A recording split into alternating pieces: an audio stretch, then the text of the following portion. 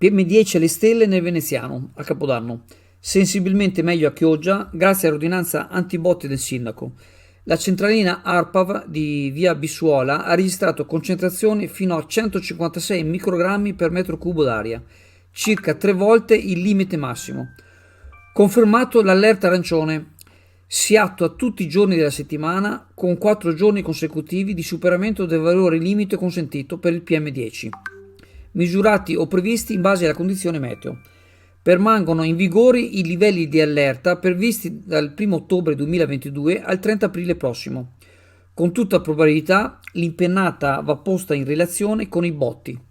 La Società Italiana di Medicina Ambientale ha appurato che nella sola notte di Capodanno, fonte www.sportoutdoor24 del 31 dicembre, le polveri sottili registrano un incremento abnorme, raggiungendo valori medi su 24 ore quasi tripli rispetto al normale limite giornaliero.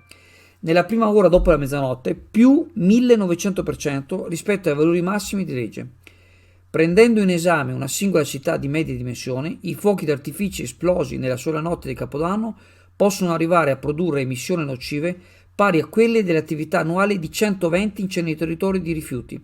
Le sostanze liberate in atmosfera possono inoltre ricadere al suolo sotto forma di pioggia acida, inquinando terreni, raccolti, laghi, fiumi e persino falde acquifere.